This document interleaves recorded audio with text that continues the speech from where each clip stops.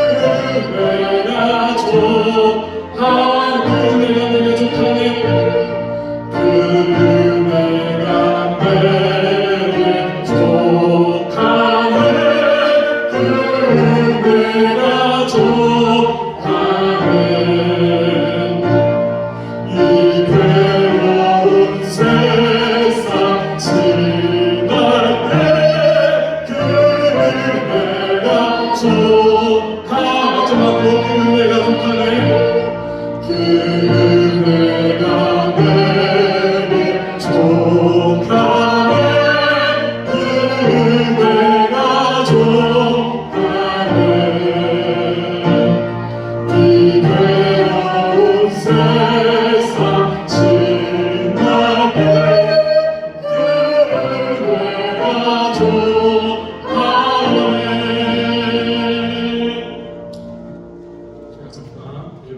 기도하겠습니다. 하나님 아버지, 오늘도 저희를 예배당에 이끄시니 감사드립니다. 아버지께서 주신 그 은혜가 너무나 축하하기 때문에 감사하여 주님께 나와 예배를 드립니다. 주님, 저희의 마음을 받아주시옵시고 하나님 아버지, 이 드리는 찬양의 가사가 저희 마음의 고백이 되게 하여 주시옵소서.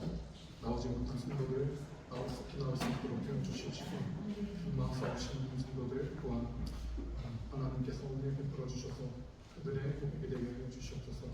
말씀 전하시는 목사님 감당하게 하여 주시옵소서. 오늘 기도 예수 그리스도 이름으로 기도드립니다. 아멘.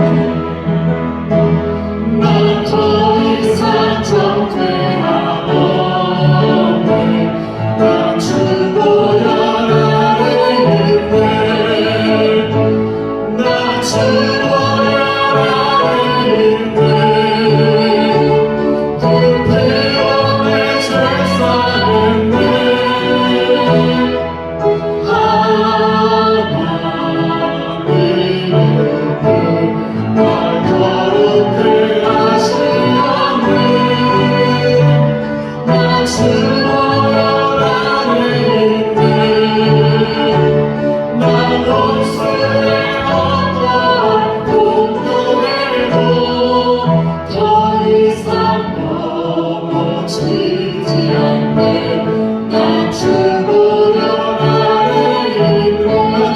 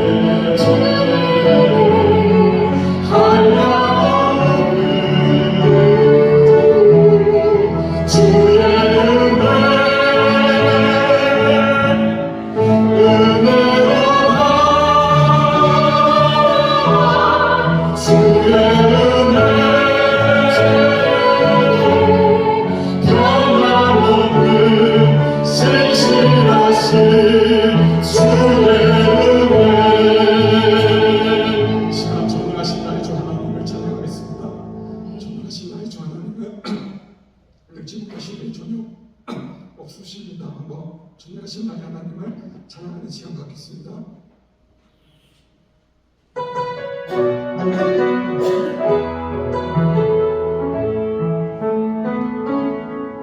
전능하신 나의 주 하나님, 능치 못하실 정령의 우리의 모든 탐구로 우리의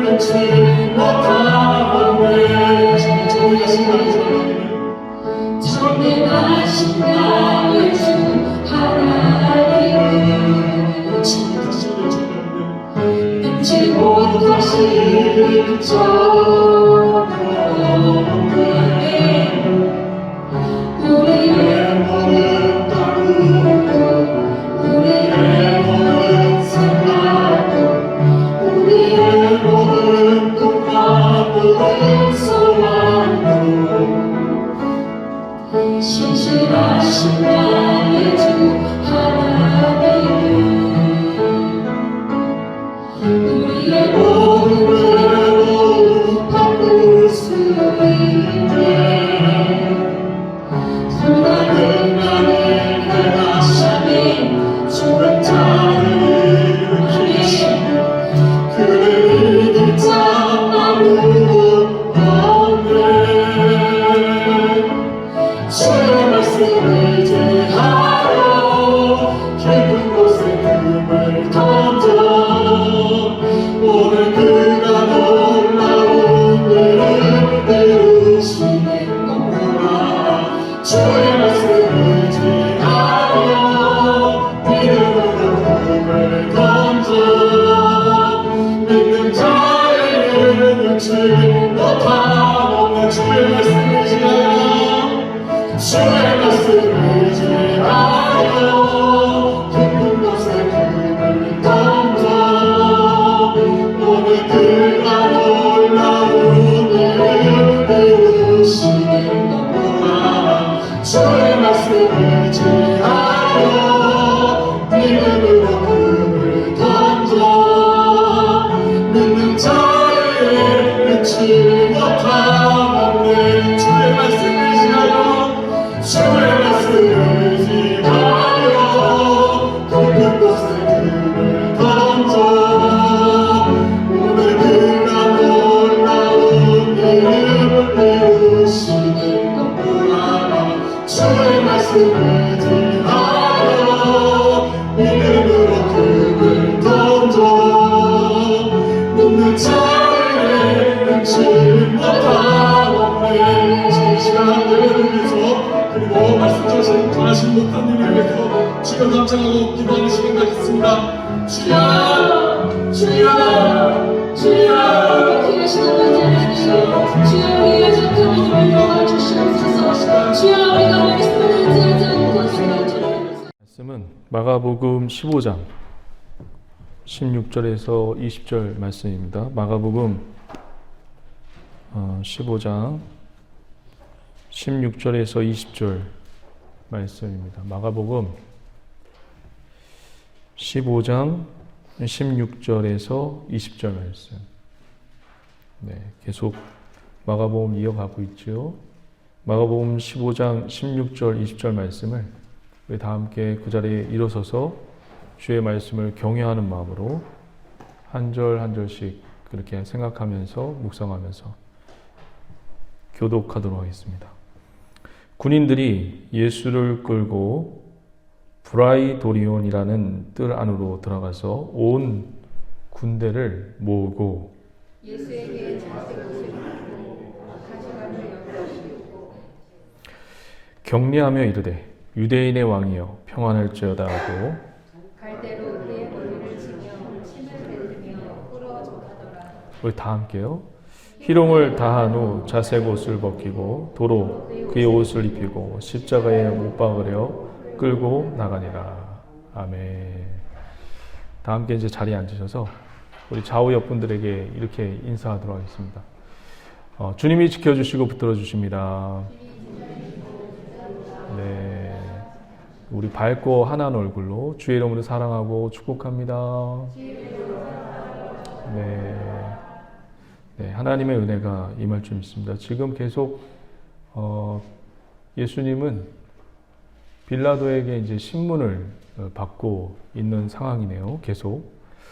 여러분, 빌라도에게 계속 예수님이 신문을 당하고 고난을 당하고 그리고 고초를 당하고 있는데 빌라도의 뜻이 뭘까요? 빌라도. 제가 오늘 성경 본문을 묵상하고 한 주간 이 본문을 여러분들하고 같이 은혜를 나눌 때 빌라도의 그냥 갑자기 생각이 나더라고요. 빌라도의 이름의 뜻이 뭔가. 지금 빌라도에게 계속 예수님이 고초를 당하고 있고 신문을 당하고 있어요. 빌라도의 뜻이 뭐냐면 이거예요. 저를 보시면 이게 지금 창이라고 생각하시면 창을 던져요. 빌라도의 이름의 뜻이 창을 던지다는 뜻이에요. 창을 던지다.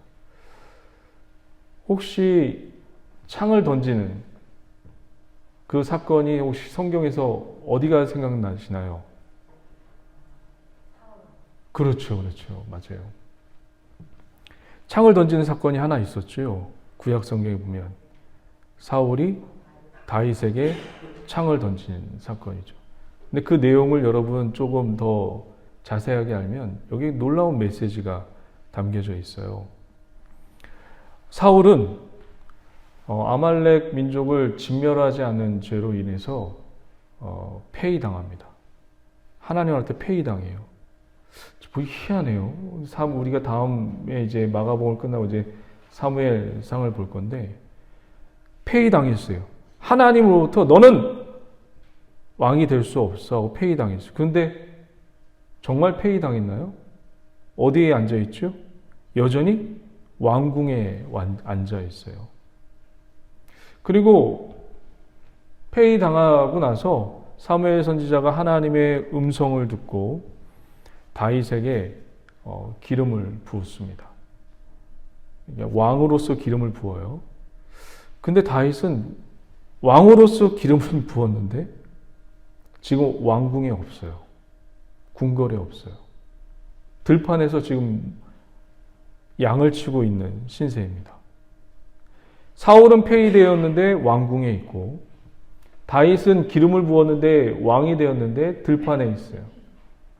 아직 왕이 안 됐어요. 그런 찰나에 사울에게 하나님이 부리는 악신이 임해서 사울이 미쳐갑니다. 이게 하나님이 하시는 거죠. 그러니까 모든 사람들, 저와 여러분들, 하나님, 세상은 두 종류밖에 없어요. 회색지대는 없어요. 하나님에 속해 있느냐, 사단에 속해 있느냐. 하나님으로부터 떨어지니까 누가 그를 점령합니까? 사단이 점령하는 거예요. 그러니까 어떤 사람이 이것을 치료하기 위해서 그 사람도 참 웃겨요. 다윗을 어떻게 한다고 다윗을 불러드립니다. 이 수금 타는 게 정말 너무나도 멋지고 은혜스럽습니다. 그 사람은 다윗을 모르는 채 그냥 불렀을 거예요. 보세요. 사울은 궁궐에 있고 다윗은 들판에 있는데 어떤 사람에 의해서 다윗이 수금을 타러 궁궐에 입성을 하게 됩니다. 수금을 타죠.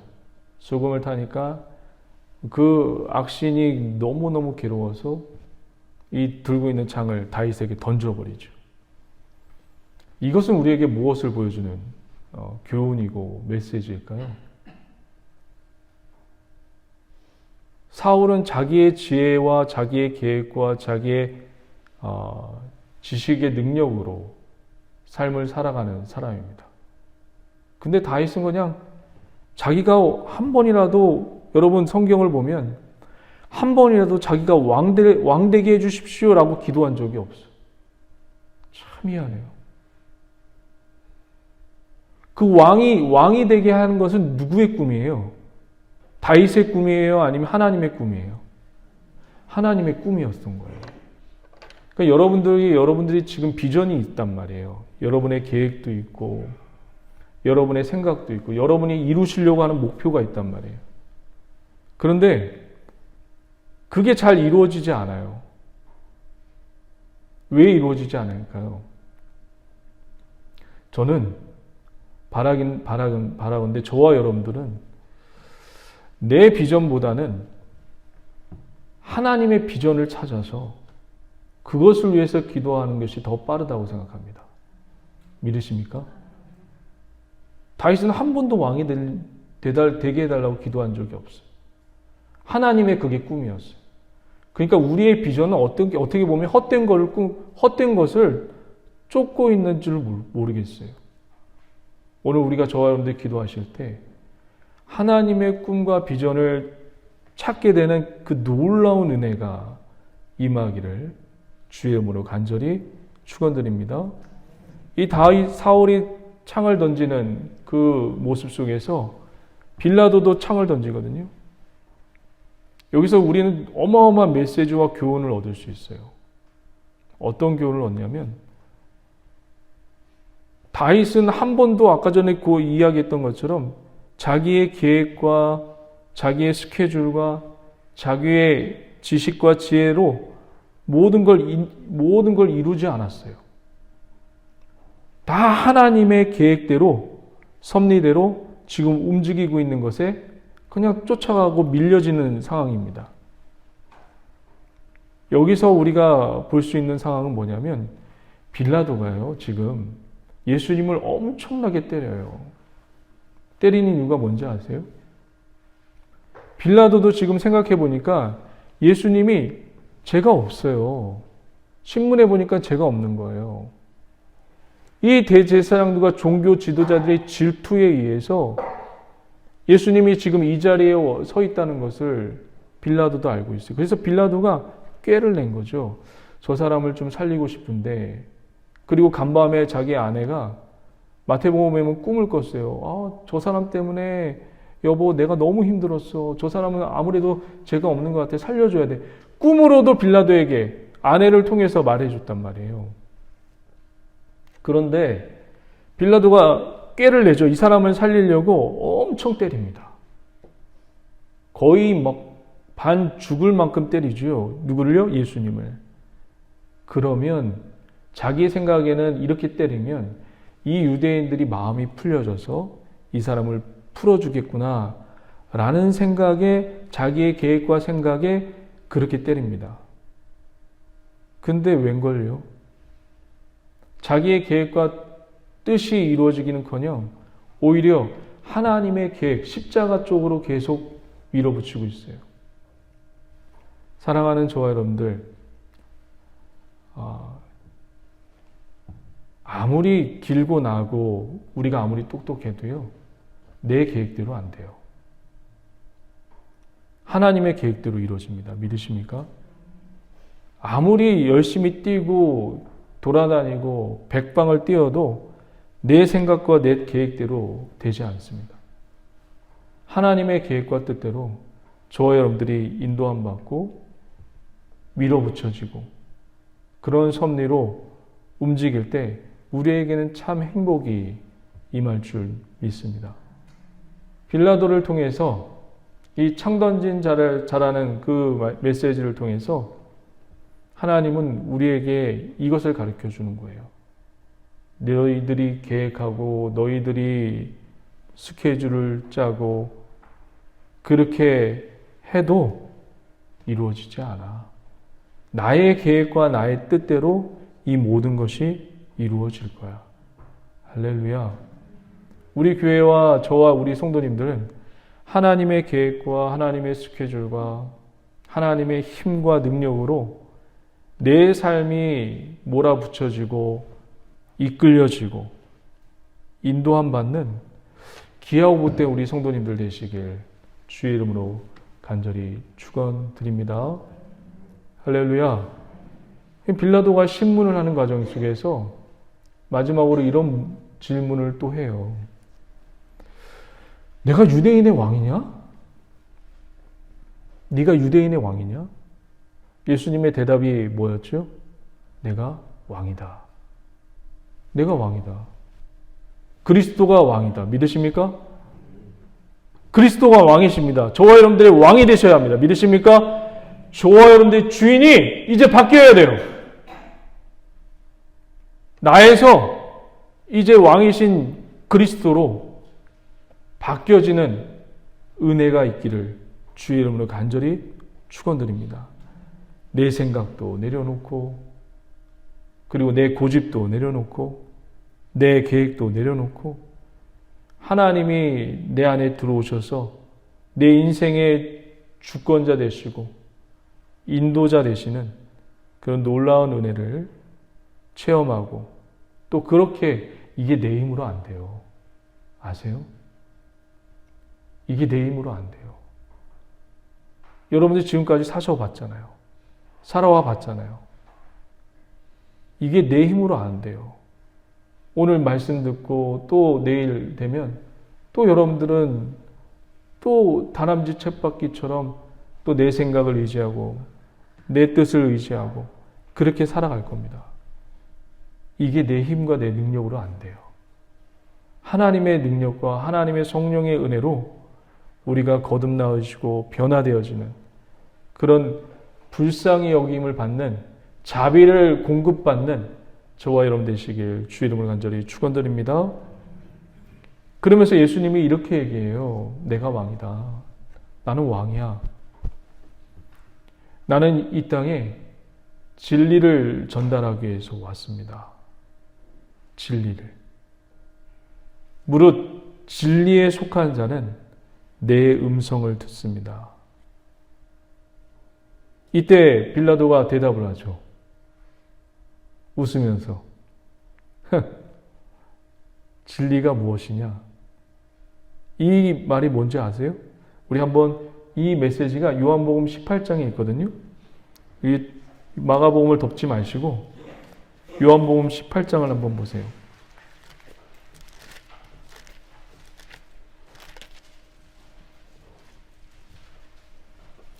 요한복음 18장 37절 한번 볼게요. 요한복음 18장 37절. 다 함께 찾으셨으면 요한복음 18장 37절 다 함께 읽어봅니다. 빌라도가 이르되 그러면 내가 왕이 아니냐? 예수께서 대답하시되 내 말과 같이 내가 왕이니라. 내가 이를 위하여 태어났으며 이를 위하여 세상에 왔으니 곧 진리에 대하여 증언하려 함이니라. 무릇 진리에 속한 자는 내 음성을 듣느니라 하신다. 이때 빌라도가 대답을 하죠. 38절 다 같이 시작. 빌라도가 이르되 진리가 무엇이냐 하더라. 이게 무슨 얘기인 것 같아요? 진리를 몰라서 물어보는 얘기가 아니에요. 원문에 보면 이런 뜻으로 되어 있어요. 정확하게 제가 리얼하게 설명할게요. 진리가 밥 먹여주냐? 이거예요. 여러분들 복음을 전하다가 교회 다닙시다. 예수님 믿읍시다. 그러면 종종 이런 소리 들을 거예요. 친지나 친척들한테 예수가 밥 먹여주냐? 그렇죠? 그 얘기예요. 근데 여러분 뭐라고 대답하실 거예요? 예수가 밥 먹여주냐? 뭐라고 대답하실 거예요? 이미 인간에 대해서 성경이 충분히 설명을 해놨어요. 출애굽기 보면 40년 동안 하나님께서 이스라엘 백성들에게 그 광야에서 이들이 배고프다고 할 때 뭘 줬죠? 만나를, 이 신비한 능력이에요. 만나를 주신다는 게 아침마다 일어나면 만나가 있어요. 그리고 목마르다고 하면 하나님이 어디서 물을 꺼내다 주셨죠? 땅이 아니에요, 여러분. 돌덩이에요, 돌덩이. 돌덩이가 깨지면서 돌덩이에서 물이 나. 이게 말이 돼요? 땅을 파야지 나오는 게 물이에요. 근데 돌덩이가 갈라져서 반석이 갈라져서 물이 나온 건 여러분 이건 뭔가를 암시하는 거죠. 그리스도는 우리의 무엇이 되신다고 했죠? 길이요 생명이요 반석 되신다고 말씀하고 있습니다. 그러니까 이것을 성경에 다 이렇게 예표하고 상징하고 있어요. 이 이스라엘 민족이 40년 동안 그렇게 하나님의 놀라운 은혜를 기적을 체험했던 사람입니다. 그런데 결론이 뭐죠? 어떤 결론을 하나님이 내려주셨나요? 이들이 떡을 먹고 만나를 먹고 물을 진짜 그리고 불뱀이 물렸는데 불뱀을 노뱀을 보고 사는 이런 기적을 체험했는데도 인간이 어땠죠? 이스라엘 백성이?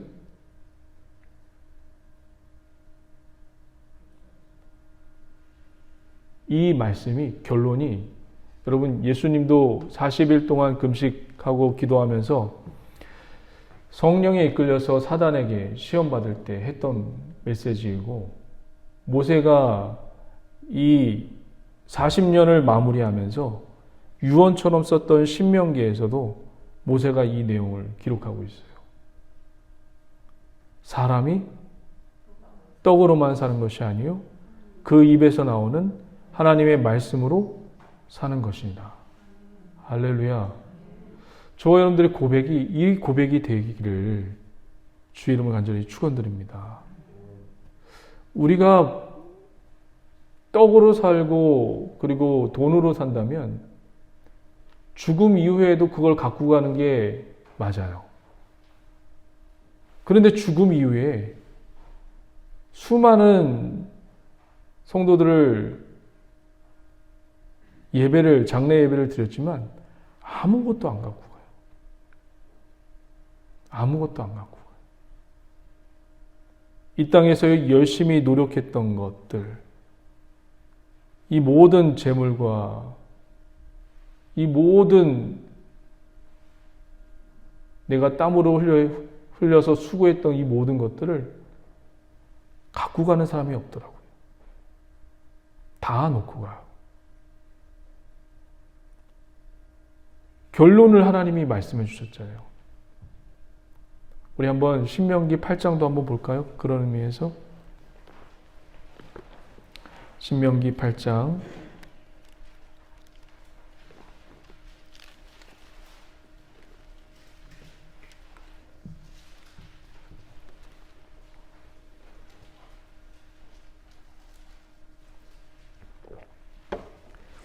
신명기 8장 3절 보면 너를 낮추시며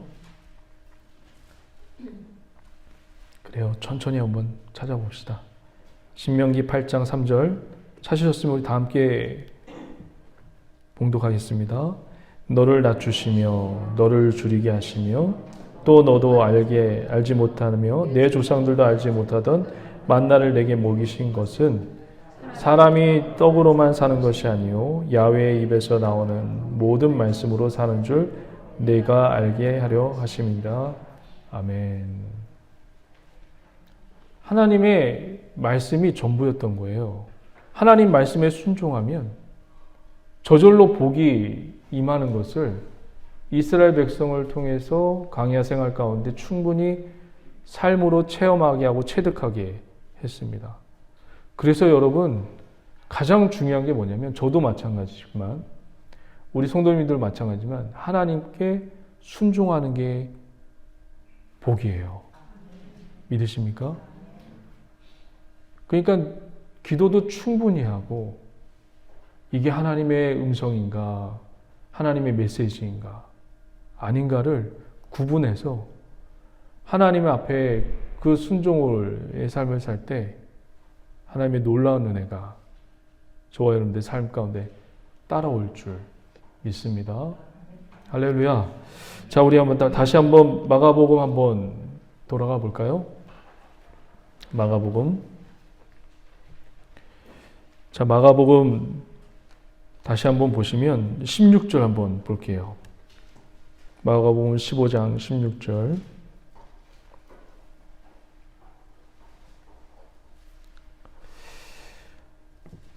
16절 보세요. 군인들이 예수를 끌고 브라이도리온이라는 뜰 안으로 들어가. 브라이도리온이라는 것은 그러니까 빌라도의 집무실 같은 곳이에요. 그렇게 뭐 중요한 건 아니니까 좀 어렵게 나와서 이게 뭔가라고 하는데 그냥 집무실 정도라고 이제 이해하시면 될 것 같아요. 브라이도리온이라는 뜰 안으로 들어가서 온 군대를 모으고 이게 너무 재밌더라고요. 예수를 잡기 위해서 무엇을 모아요? 한 사람을 잡기 위해서 군인을 모으고 군대를 모으는데 어떤 군인과 어떤 군대예요? 온 군대예요. 마태복음에도 전 병력을 모았어요. 예수님 한 사람을 잡기 위해서. 그 다음 절도 한번 볼까요? 17절. 예수께서 자색 옷을 입히고 가시관을 엮여 씌우고 경례하여 이르되 유대인의 왕이여 평안할지어다 하고. 자, 한번 저를 한번 잠깐 보실래요? 제가 이 말씀을 준비하면서 여러분 예수님이 우리를 구원하기 위해서 저와 여러분들 구원하기 위해서 십자가를 지셨잖아요. 그렇죠? 근데 이런 생각 한번 해보셨어요? 이 십자가를 지신다면 지실 거라면 그냥 십자가만 지시지. 왜 이런 과정이 필요했을까? 이 고난받는 과정이 필요했을까? 우리를 구원하기 위해서라면 그냥 십자가만, 나 얘들아 갈게, 잘 갔다 올게, 십자가만 지고 갈게, 이렇게 하면 되는데 이렇게 험난한 이 고난의 과정을 겪어야 하고 또 이 예수님을 잡기 위해서 온 군대가 동원이 되어야 하는 그런 과정을 꼭 필요했을까? 우리를 구원하려면 그냥 죽으시면 되잖아요. 십자가에. 근데 이 과정을 왜 우리에게 이 글로써 남겨주시고 보여주시고 배우게 하셨을까? 왜 이 과정을, 고난의 과정을? 우리를 구원하려면 고난의 과정은 필요 없어요. 그냥 십자가에서 죽으시고 부활하시면 그걸로 끝납니다. 그런데 왜 이 고난의 과정이라는 것을 여기 성경에 기록하고 있고 보여주고 있는 건가? 한번 생각해 봤습니다. 여러분은 어떤 것 같아요? 왜 그러신 것 같아요? 예수님이 왜 굳이 고난의 과정을 겪으셔야만 했을까? 그냥 십자가에만 죽으시면 돼요. 그리고 부활하시면 됩니다. 이걸로 우리는 구원이 이루어진 거예요. 그분이 죽으심으로 인해서, 그리고 부활하심으로 인해서. 그런데 왜 이런 고난의 과정을 이 성경에 기록하고 있고 그것을 우리에게 보여주고 있느냐 이거죠. 그래서 우리는 또 헷갈려요. 예수님이 고난받은 것처럼 우리도 고난받아야 된다 라고 생각하시는 분들이 태반이에요. 그게 아니에요. 예수님이 고난받았기 때문에 우리도 고난받아야 된다. 메시지도 있지만 그게 성경이 보여준 메시지는 아니에요. 왜 고난의 과정을 우리에게 보여줬냐면 바로 이런 겁니다. 구약 성경에 수많은 선지자가 딱 예 하나만 들게요. 수많은 선지자가 예수님이 올 것을 예표하고 계셨고 그리고 어떤 모습으로 오실지 미리 구약의 선지자들이 많이 말씀하고 있어요.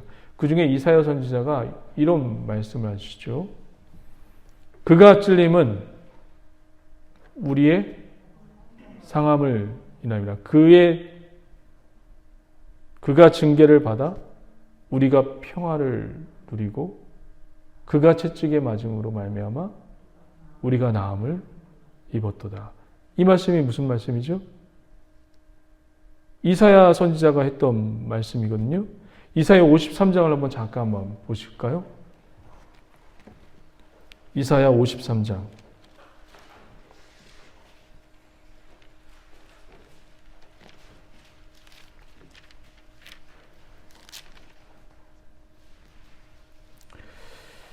이사야 53장 5절 말씀을 보시면 구약에 있는 선지자들이 예수님을 예표하기 위해서 이런 말씀들을 써놨어요. 근데 그때는 이해는 못했죠. 그런데 예수님이 오시고 죽으심으로 말미암아 그리고 부활하심으로 말미암아 그 의미를 알게 되었죠. 근데 이런 말씀을 해놓으셨어요. 이사야 53장 5절에 그가 찔림은 우리의 허물 때문이요 그가 상함은 우리의 죄악 때문이다. 그가 징계를 받아야 한대요. 우리는 평화를 누리고 그가 채찍에 맞아야 된대요. 그래서 우리가 나음을 받았도다. 이사야 선지자가 했던 말씀이에요. 근데 예수님은 누구의 아들로 오셨죠? 하나님의 아들로 오셨어요. 하나님의 아들의 본분이 뭐죠? 하나님께 순종하는 거예요.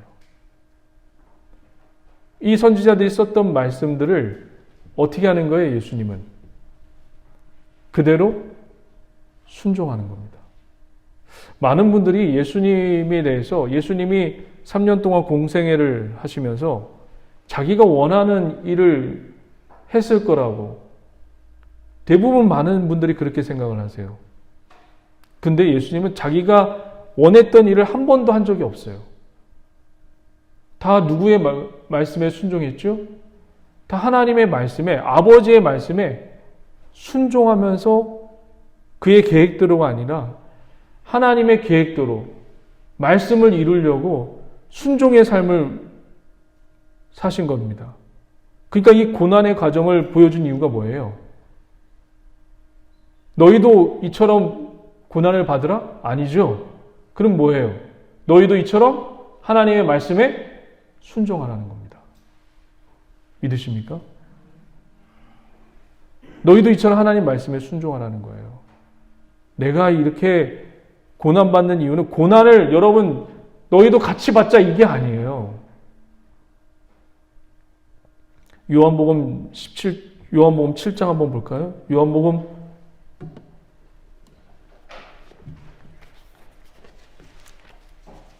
17장.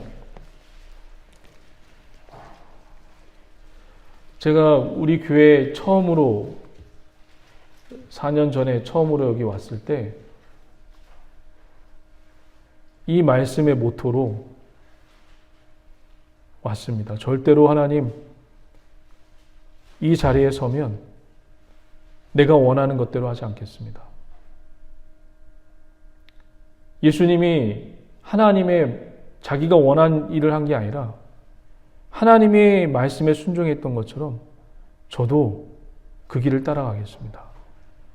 요한복음 17장 4절 한번 말씀을 우리 다 함께 볼까요? 요한복음 17장 4절 말씀 다 함께 읽어봅니다. 시작. 아버지께서 내게 하라고 주신 일을 내가 이루어 아버지를 이 세상에서 영화롭게 하였사오니. 하나님의 시킨 일에 저와 여러분들의 두 눈과 그리고 안테나가 있어서 내가 원하고 하고 싶은 일이 아니라 내가 계획한 일이 아니라 하나님이 나에게 맡겨주신 그것만 해도 맡겨주신 일이 예배만 잘 드려라. 이러면 그 예배만 잘 되면 저와 여러분들은 주님 앞에 충성된 자입니다. 믿으십니까? 많은 일을 해서 충성된 자가 아니에요. 그래서 우리는 주님의 음성을 듣는 게 필요해요. 하나님의 음성을 들을 수 있는 정말 깊은 영성의 소유자가 되시기를 주의 이름으로 간절히 축원드립니다. 자, 이제 마지막으로 마가복음 다시 와서요. 마가복음 다시 오시면 에이 목사님 지금 이거 보세요. 지금 오늘 말씀 보세요. 예수님도 지금 엄청 맞고 계시더구만요. 지금 고난에 초점을 두고 고통에 초점을 두는 거 아니에요. 그런데 자 한번 읽어보세요. 17절 한번 다시 한번 읽어볼까요? 마가복음 15장 17절.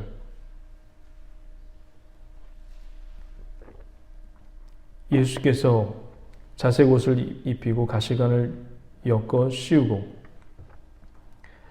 가시관을 엮어 씌웠어요. 머리에다가. 왕관이 아니라 가시관을 씌웠다는 건 뭐죠? 조롱하는 거죠. 그렇죠? 그 다음 절도 한번 볼까요? 18절. 뭐라고 써있나요? 다 같이 한번 읽어볼까요? 시작. 경례하여 이르되 유대인의 왕이여 평안할지어다 하고 이렇게 경례한 거죠.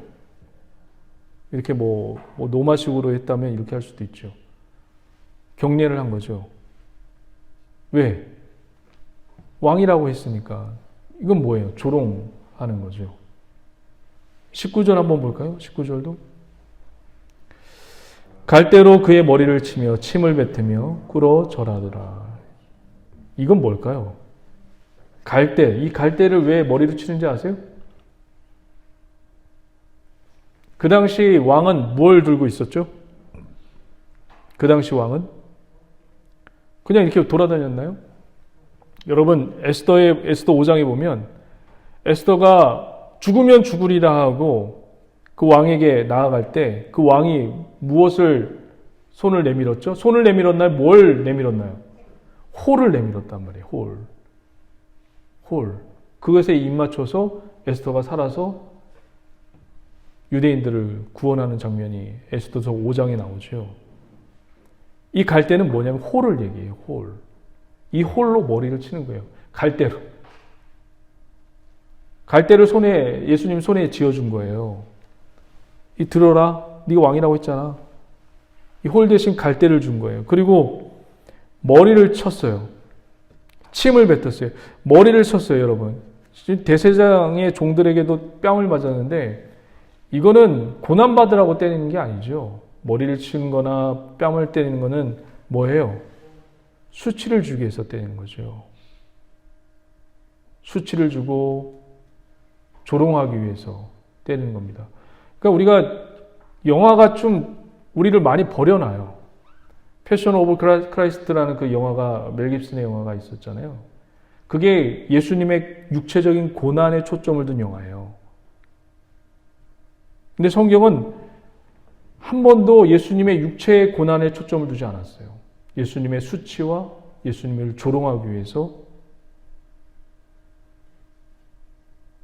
거기에 포커스를 두고 있어요. 왜 그러면 그 수치를, 예수님의 이 수치당하는 이 모습을 이 성경은 그리고 있을까? 그걸 또 찾아내야겠죠. 왜 예수님의 이 수치의 모습을 우리에게 보여주고 있을까요? 이 이유는 딱 하나예요. 이 예수님이 이렇게 수치를 받으신 이유가 딱 하나인데, 여러분 창세기에 보면 하나님께서 에덴을 창설하시고 에덴 동산 위에다가 아담과 하와를 잘 살도록 내버려 둡니다. 그리고 동산 중앙에 있는 선악과를 따먹지 말라고 신신당부하시죠. 근데 하와라는 부인이 따먹고 와서 이거 먹으라고, 괜찮다고. 그래서 아담이 먹었습니다. 선악과를 먹고 나서 증상이 어떻게 됐죠? 자기들이 벗었으므로 부끄러워서 숨었다고 말씀하고 있어요. 인류에게 최초로 다가온 죄의 형벌이 수치입니다. 그런데 지금 예수님이 십자가를 지시기 전에 무엇을 당하고 계시죠? 수치를 당하고 계십니다. 수치를 짊어지시는 거예요. 저와 여러분들의 수치를 대신 짊어지셔서 그 죄를 제2 아담으로 오신 그리스도가 담당하고 계시는 것입니다. 믿으십니까? 그 수치를 담당하고 계시는 거예요. 그래서 히브리서 2장에 보면 이런 말씀이 있죠. 믿음의 주요 온전케 하시는 예수를 바라보자. 그는 십자가를 보시면서 자기의 부끄러움을 어떻게 해요? 참으사 하나님의 보좌 우편에 앉아 계시는도다. 우리 마지막으로 히브리서 12장을 마치도록 하겠습니다. 히브리서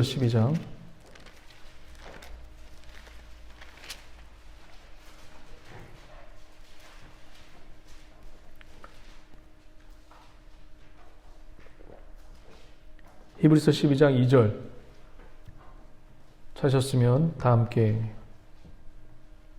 읽어보겠습니다. 믿음의 주요 또 온전케 하신 이인 예수를 바라보자.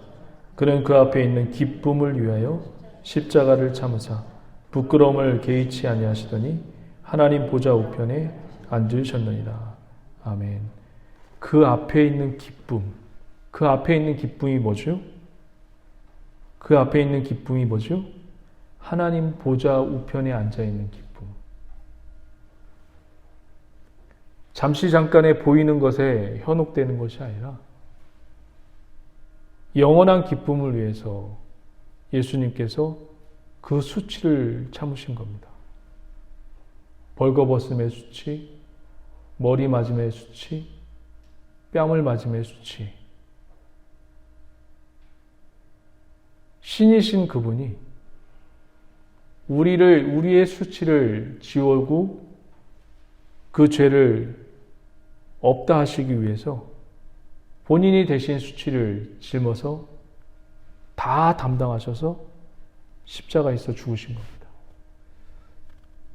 그 예수님이, 그 그리스도가 이 지금 온 세상에 전쟁의 기운과 지진의 기운이 이 넘쳐나는 이때에 자꾸 이것을 보여주세요. 우리에게 전쟁의 모습과 왜 자꾸 하나님이 이 모습을 보여주실까요?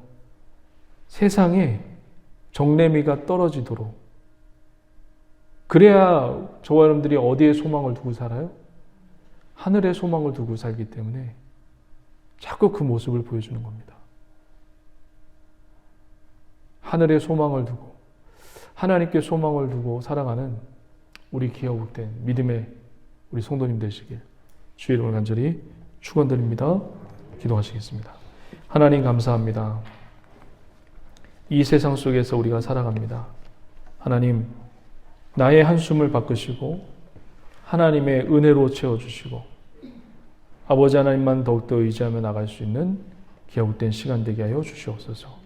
주님 감사드리며 예수님의 이름으로 축복하며 기도드립니다. 아멘. 우리 다 함께 일어서서 나의 한숨을 바꾸셨네 주님을 찬양하도록 하겠습니다.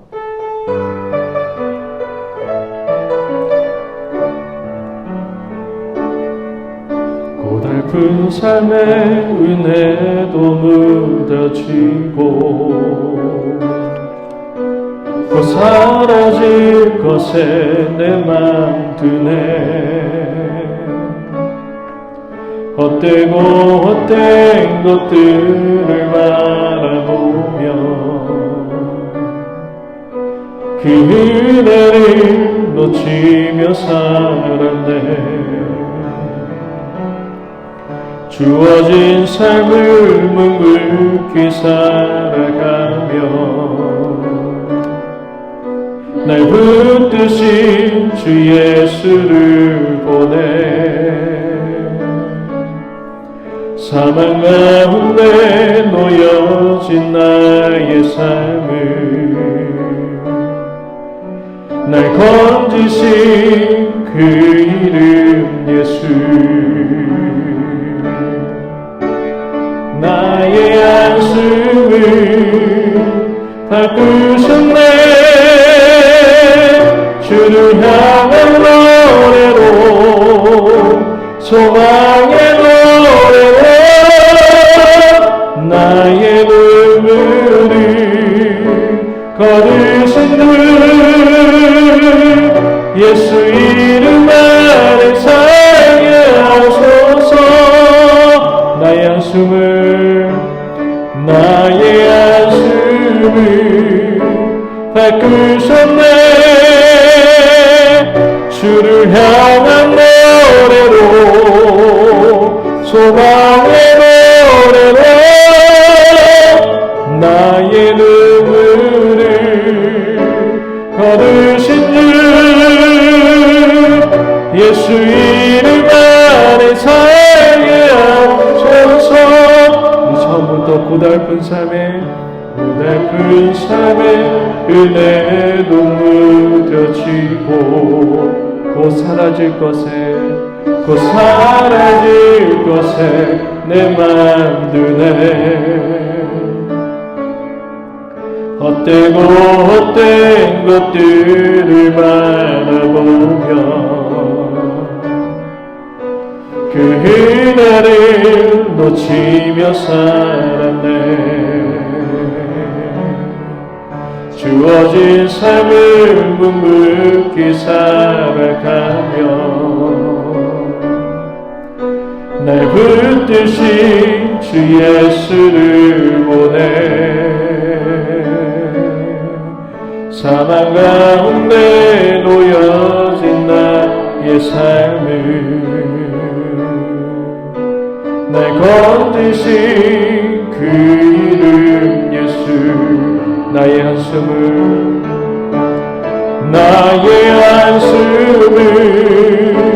바꾸셨네. 주를 향한 노래로 소망의 노래로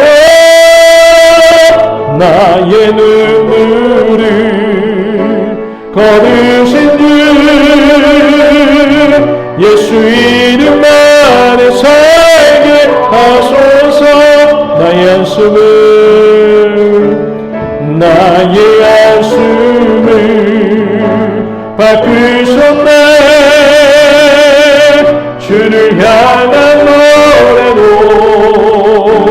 소망의 노래와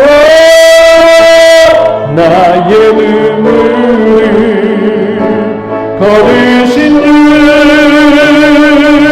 예수 이름 안에 살게 하소서.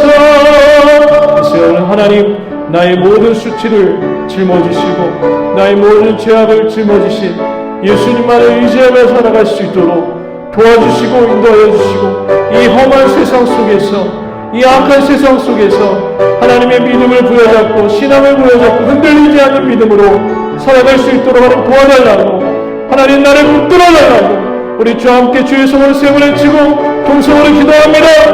주여, 주여, 주여.